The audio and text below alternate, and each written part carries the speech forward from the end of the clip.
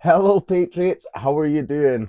You might be able to hear the weather because it is absolutely wild. The rain's lashing it down, and the wind's absolutely smashing it against the window. So if you can hear that, I'm not in a war zone. It's the weather. Just before I get started on today's, I want to clarify what I meant about the police at the end of the episode yesterday. When I'm saying it's time to extend an olive branch, I don't mean to the like what I mean by that is to find out the ones that are on side, the ones that support our movement, because obviously there's going to be the ones that are total libtarded in the brain and they're going to be lost causes. But even if we know who they are, the ones to avoid, it'll just make our people's life that little bit easier. Yeah, I don't mean trying to pull every single one of them on board. I just mean about extending an olive branch for us to try and find out who our allies are, and who's sort of just playing the game to get a paycheck at the end of the month. So it'll be good to know who's on side, and especially with these lefties that we protest against, because in the end of the day, this isn't left versus right anymore. It's good versus evil. And these people that have been brainwashed by the schooling system and that, I honestly believe if we was to have some adult conversations with them where they don't end up screaming and bawling at us, calling us all these labels under the sun, like if we could just have these conversations with them, I reckon we'd be able to show them why what they're being taught is so wrong, because all of us have gone through the experience of teaching ourselves something that the mainstream media or the establishment has told you is wrong, but you've gone away and studied it and been like, wait a minute, they're wrong. Do you know, it happens all the time. So yeah, obviously there's going to be some lost causes. I don't mean try and bring them on board, but yeah, it'll be good to know who our friends are. I want to start off with the foreigners on the streets with these protests. It doesn't matter who these protests are for, whether it's for Palestine, whether it's for Israel, whether it's for the new favorite one, the Kurds, or Iranians, Pakistanis, Indians, even sometimes the Ukrainians on our street. You know, if you are protesting for a foreign nation, you should be immediately remigrated, because you obviously care more about that nation than ours. Now, here's an example of that.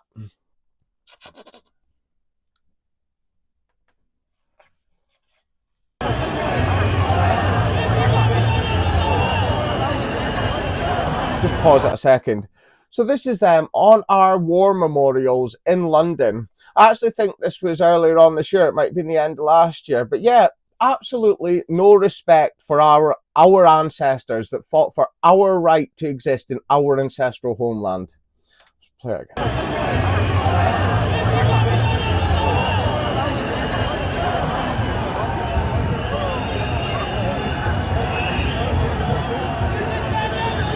Do you know what I mean? That is just wild. This sort of stuff's allowed to happen. Like, you see the big kickoff and they're like, oh, they defaced the Holocaust memorial. But that's our veterans memorial. And they're stood all over it, climbing on there, waving their flags. That should be grounds for immediate remigration, because they're desecrating our dead there. They are desecrating the memory of our ancestors. And that's people, they want to use these protests to try and divide our people. Like, this is what I meant the other day when I was saying about the Israel thing. They want you to support Israel because then that divides our people. Because you've got us that are on my side that will say no foreign nation is our ally. Obviously, the European nations were made by the same peoples as us. That America would not be America without the European people. South Africa would not be South Africa without the European people. Australia and New Zealand would not be what they are without our people. We made them what they are. Our ancestors did that. And so when they're telling you that we should, to annoy the pro-Palestine marches, we should wave Israel flags, and that is just garbage, because they are not our ally. Their nation was formed off the back of the Irgun carrying out terrorist attacks against our people in mandated Palestine. So you got the Sergeant's Affair, do you know? But I don't want to get too much into that. But then you've got India and Pakistan as well. They're so fair, you got the Pakistanis that have been like the grooming gangs and that were predominantly Pakistanis, but they got the Pakistanis and the Indians fighting out on our streets because they hate each other. Send them all back. And now you've got the UK, so British politicians, Keir Starmer, you've got the EU have just signed a massive trade deal as well. So both of us, Britain and the EU, have signed a trade deal with India that's meant to be massive. And all that's really going to do is bring more Indians here. And Farage is speaking about it as well, how we've turned our back on India. Well, how about we just ignore India? How about we ignore Pakistan? How about we just remigrate all of these people who are causing a nuisance on our street, send them back so that they can protest their nation in their nation? Why are they doing it on our streets? I'll tell you why, because they're allowed to. Because we live in this libtard society that allows foreigners away with anything, but will absolutely smash down on any patriot who doesn't want this on their streets. It's things like this that is why we say that independence is almost secondary to our movement, because remigration is the prime problem, is the prime problem solver that we have. Because with all these foreigners coming in, if we vote for independence, they're going to be allowed to cast a vote. They're going to be allowed to have a say in our way of life. And right now, we've still got foreigners in positions of power, not just in Westminster, but in Holyrood as well. So while we have these people in our nation in positions of power, we will never really be able to get what the Scottish people and what the British people want. And see, if you have a real nationalist party in power, naturally Scotland will become an independent nation as well. Scotland's decisions will be made by the Scottish people. England's decisions will be made be made by the English people, and the Welsh people will make the decisions for Wales. And then there would probably be a small British Parliament that made decisions, but that would span from what had been decided by the peoples of the nation. Do you know? Because nationalists would let the people decide. That's what nationalists believe, that the people with common ancestry and culture, that carry the spirit of our nation, are the ones that should be making the decisions for our people. Let's see what else I've got. This is another reason why remigration is so important. So this is the British Transport Police. So I'll show you this screenshot first before I show you the video. So Daniel Obadubajungo, or the Banjo, trapped a woman in a train toilet and sexually assaulted her for sexually assaulting a young girl. Officers raced to intercept the train at Hatfield Peveril and arrested him. So this is him.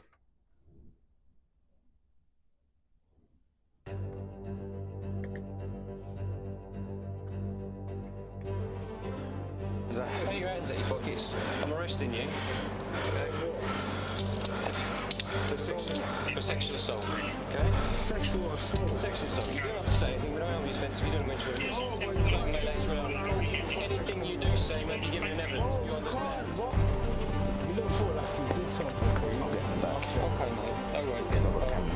I've got a camera. Yeah.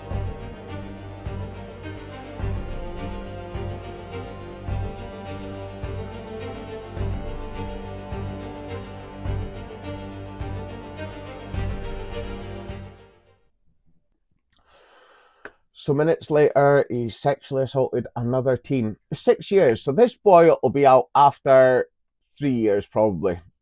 Why is he being allowed to be a burden on the taxpayer? Surely we should just remigrate him back to his ancestral homeland and make sure that he is never able to return. Or even, if he does return then, put him in an offshore detention centre. We should not be allowing these people to be a burden on our society. Because then we have, like this is Falkirk. For, what's his name? Vivan Gupta from India is caught and arrested by paedophile hunters for grooming and arranging to meet a 15-year-old girl. It's revealed he has been secretly recording girls in the Domino's pizza he works at, and also has illegal videos of children on his phone. Vivan Gupta. What's on your phone? Have you got videos of children on your phone? Have you? It's an easy answer. Yeah, you have, haven't you? You dirty fucking bastard. You fucking vile fucker, you. You You animal. Sorry does not count it. I don't give a fuck about what you're saying now. You have got videos or images of children being abused in your fucking phone. You spoke to her in a sexual way. You sent her a pornographic video, a 5-minute video. Yeah? So you're saying that you're boyfriend and girlfriend now, and there's nothing. But you were wanting to meet her as soon as you were working. What age are you? So you lied about your age as well. But you also says that you like breaking the rules. Your words. Yes, you fucking did. You says he likes breaking rules. That was your words. I've got everything that you have said to that child here. Everything. That's another creepy thing. You were sitting in that office talking to the child and sending that child pictures of your CCTV of the young girls that work in your store. Because you're the manager, aren't you? Are you the manager? Yes. You're the ex-manager now. You were sending videos of your employees to this young girl. They are working, not for... I don't give a fuck if they're working. That's creepy. That's creepy. Why are you sending that to children? See if my daughter worked in there and I found out that you were sending pictures of my daughter to someone else, another child, it's wrong. And you didn't believe that she showered every day because you wanted pictures of a naked child. Yes, you did.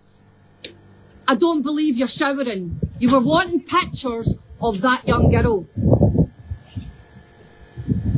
You were going to surprise her with some gifts for her birthday as well, weren't you? I'm sorry for them. You're sorry? Sorry, you can shove your sorry right up your arse. You've groomed this child since December up until today. You will be arrested. The police are en route. They'll take you, you'll be arrested, charged, go to court. We'll take your phone off you and download it. You get anything on your phone that you shouldn't have on your phone. There you go, guys. There you go. Mr. Gupta. Yeah, so that's Gupta getting huckled away at the end there. So he was the manager of the Dominos and he was sending videos of the female employees to a child. And like that woman said, he'd been grooming her since December. This is absolutely disgusting. Wanted photos of her to prove that she'd been showering. What a disgusting cretin. And then you've got people like this. You've got Peter Grant, who's an ex MSP or MP for the SNP, and he's saying Britain and Ireland wasn't an entity when the Scotty from what we now call Ireland arrived in Dalradia, or when the Normans came north after subjugating the Saxons and changed the land of ours forever. There's no such thing as a racially indigenous Scot. This is why the SNP come out with this, so that we can get foreigners like that Gupta into our nation. They want to remove our identity. Like I have covered this so many times now. The Picts, the Britons, the Angles, the Scotty, and the Norsemen all conquered and settled parts of Scotland at points in history. And it's at one point, with them being next to each other, intermingling, intermarrying, the Scottish people, an ethnogenesis happened that created the Scottish people. Obviously, in 1066, you had the Norman invasion, but the Normans are a European people. They come from North France. The Normans had part Viking, we're part French. So we already had the Norsemen in us from when they invaded from Scandinavia. The indigenous Scottish people have an identity. And Peter Grant, this is him. He wants you to believe that we don't have an identity, so that millions of these people, an untold amount of these people, could come in and replace us. And what's the term they like to use? New Scots. What else have I got to show you today? And it's this, the Rochdale breakdown. Rochdale grooming gang trial collapsed after jurors set up a WhatsApp group to discuss the case. The grooming gangs are such a massive part of our history now. They are a massive dark stain on our history. And for jurors to cause a trial to collapse, this has got to have been done on purpose, because they have been given strict instructions on what to do and what not to do. There is no way that this is not deliberate. This is what allowing foreigners into positions of power happens, because our establishment are absolutely terrified of the truth coming out. It's absolutely disgusting. I don't know if any of you saw, but Sadiq Khan spoke for the Fabian Society. Now, I want to bring up his post by, she goes by Queen Bee, King Bob. I saw actually her name. She's a really strong woman she's Cornish and she's proud. But this is a post she put up. Founder of the Fabian Society, that now has 141 Labour MPs, was interviewed for a publication called The Light in 1933. And a quote from it is, "I believe the whole British Empire will adopt a reformed Mohammedanism before the end of the century." And then you've got Sadiq Khan speaking, and this is him speaking at the Fabian Society. My name is Sadiq Khan. I'm the Mayor of London and a proud Fabian. I'm here at the annual conference of the Fabian Society in the Guildhall, where I've delivered a speech saying that us progressives, us Fabians, should be talking up the benefits of immigration. I think as a country we've allowed the far right and others to frame this debate with hatred, hysteria and fear-mongering being used. And I think we've got to, as progressives, talk up the benefits of lawful migration with the three principles of compassion, control and contribution.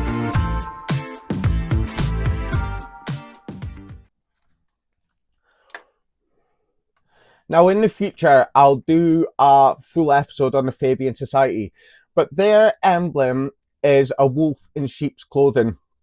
They're the ones who have been trying to change the West tiny steps at a time. It's them controlling. They are the controlling movement behind this socialist government, this commie government that we have. And they're saying that all progressives are Fabians, and that the Fabians are fighting for immigration, and that the far right are trying to frame it as this evil thing. Well, what about Bahurana Jabang, 37, sentenced to 9 years for raping a woman in Maastricht? And then that was in March 2025. May 2025, a 54-year-old migrant man convicted of repeatedly raping a woman 4 times in 90 minutes in Peterhead, awaiting sentence on remand. May 2025, Fidelis Amu, 26, delivery driver, appeared in private after sexually assaulting 2 teenage girls in Torry, out on bail, awaiting next court date. June 2025, Abdul Kamal Saras, 27, appeared in private for sexual assault with intent to rape and indecent exposure on Dawn Street, awaiting sentence on remand. November 2025, Mohammed Al-Jada, 19, groped 12 women on Aberdeen buses over 2 years, given a 6-month psychiatric order and 7 years on the sex offenders register, no jail time. December 2025, Cateno Azevedo, 40, jailed for dragging a woman off the street in Aberdeen and assaulting her, awaiting sentencing on remand. Now that's just scratching the surface of Aberdeen. And I've got these from Aberdeen Against the Illegal Migration. Once again, great work, troops, putting this together. So they're saying that immigration is this great thing. Immigration is what has caused the working class wages to stagnate while housing prices have absolutely soared. It's just, they want to make us believe that, like, basically ask yourself, do you feel richer over the past 10 20 years? Sorry, over the past 10 20 years, do you feel richer? Because I bet you don't. I bet you your budget feels tighter. I bet you feel half the time that you don't know how you're going to pay your bills. This is what mass migration has done to us. Oh. And then you got the other asylum seeker that was done yesterday. Asylum seeker guilty of raping woman 18 in park. This is every day. Every day we're hearing this. And you've got Sadiq Khan, a Muslim, a Pakistani Muslim, who has the numbers in London, and he's managing to force his way onto our people. Talking of Labour MPs, though, this UNN put this up yesterday. I should have given UNN a shout out on my very first episode, because David Clues of UNN is who really put me onto the path. I went onto UNN as a Civnat. I went on to debate who were the real terrorists in the Middle East.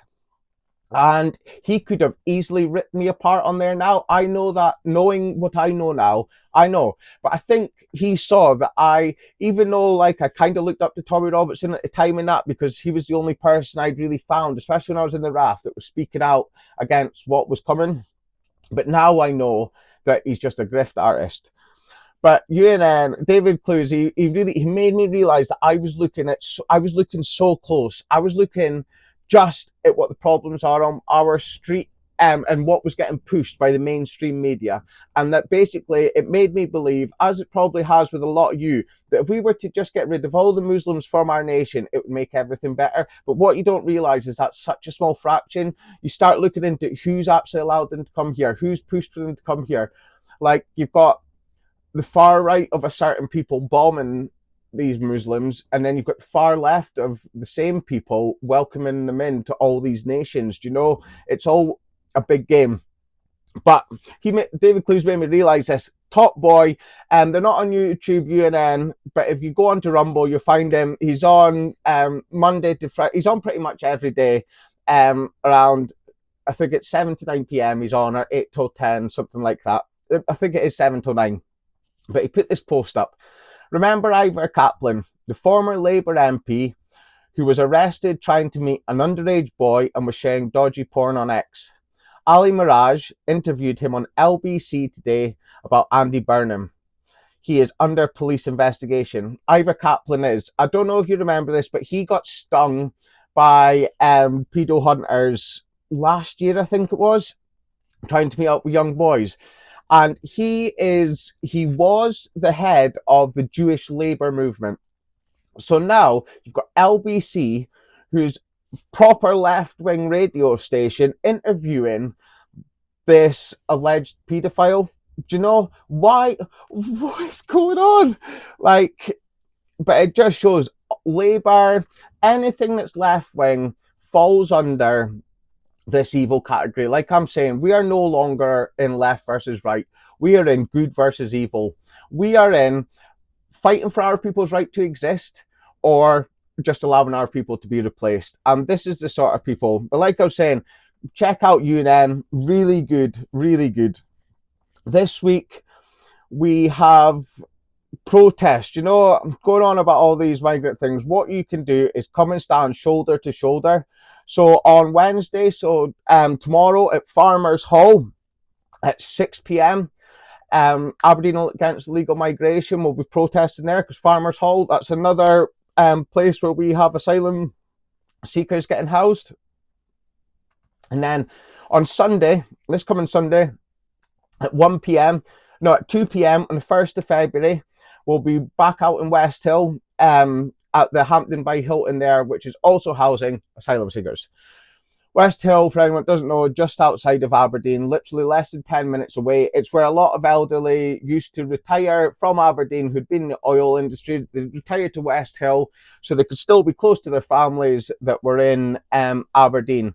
But now it's getting battered. The population's 10 to 12,000, and yeah, it's got its own very own hotel. 2 more videos. First one is this of Zach Polanski. We'll watch it and then I'll comment. They will try and divide and distract us. They will say that a threat is on a small boat or a dinghy. But we know the real threat is flying above our heads in private jets. Flying above the food banks. Flying above people who are homeless. Flying above the climate crisis. Oh, flying above the climate crisis. There is no such, like, this climate change that is absolutely ruining people's lives. Hundreds of thousands, if not millions of jobs have been lost because of the climate change hoax. Our planet goes through a natural cooling and heating process. And if you actually look at it, we're in a cooling phase at the moment. And there's more danger from a freeze than there is from the planet heating up. Carbon, we need that to survive. Like, look at the video of Bill Gates saying that planting more trees is not the way to go. Are you crazy? That's literally what they're designed to do. They take all the carbon out of the air. That's like part of their nourishment.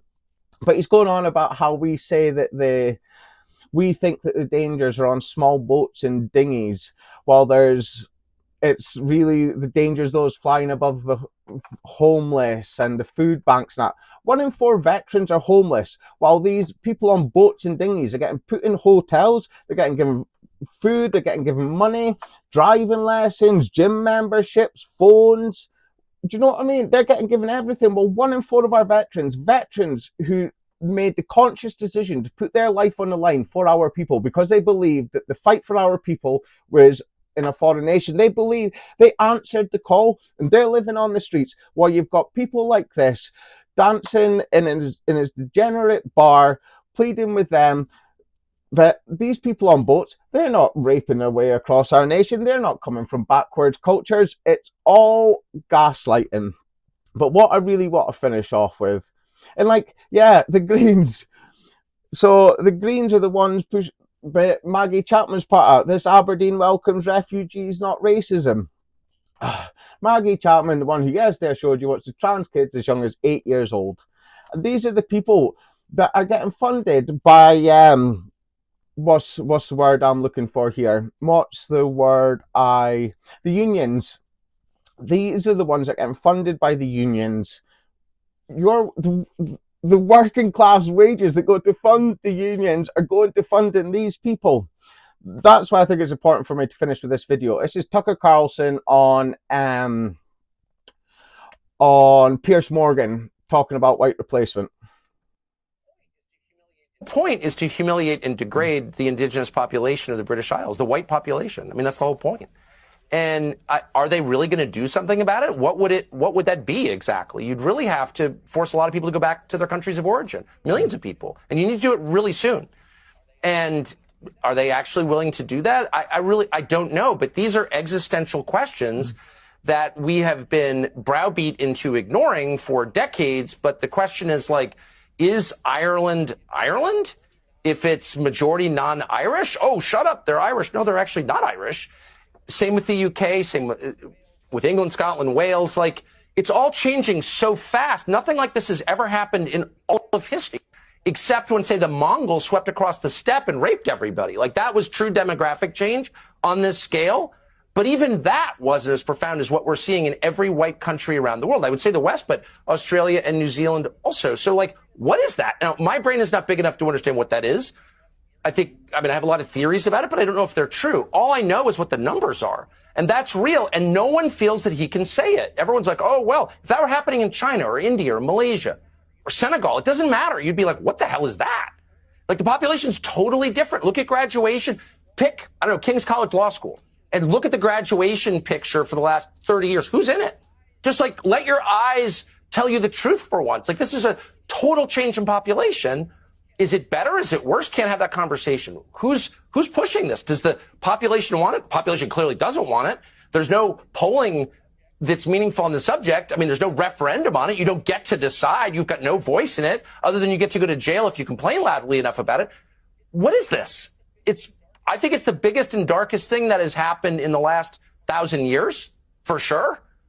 And I think it's leading somewhere really, really bad. It's not happening by accident. That's obvious because it's only happening in white countries. I mean, I think that... Oh, shut up, white supremacist. Well, in fact, I'm not a white supremacist. Well, yeah, so he's... Like he's saying, you go to jail if you moan about it. Scotland will not be Scotland if the Scottish people are no more. It's the Scottish people that make Scotland what it is. Like, a people make a nation. A nation does not make the people. And like you said, millions of people have to go. They've been allowed and been forced into our nation. And what's happened anytime somebody's tried to speak up? They've been tarred with things like white supremacist, racist, Islamophobic, anti-Semitic, xenophobic, transphobic, all these labels. We must come together. Embrace your identity. Embrace your identity and you will feel the spirit of Scotland. You'll feel the spirit of Britain. You will feel the European people channeling through you. We must come together. It is only by us coming together that we will be strong enough to resist what's coming. Our people's right to exist should be non-negotiable.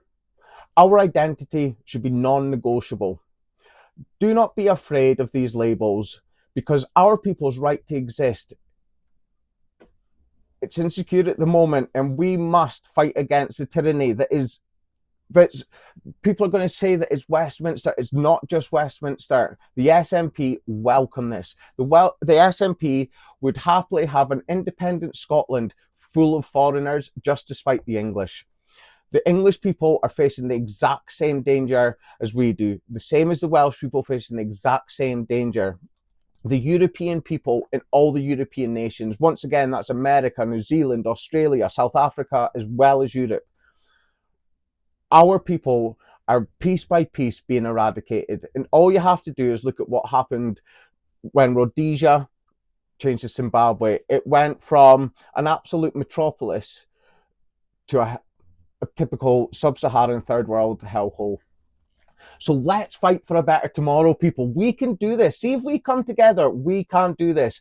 Because what beats in our chest is the pride of Scotland. The spirit of Scotland beats in every single one of us. So come on, we can do this. For our people's right to exist in our ancestral homeland, Scotland is ours. Britain is ours. Europe is ours. Be brave, be courageous. Thank you.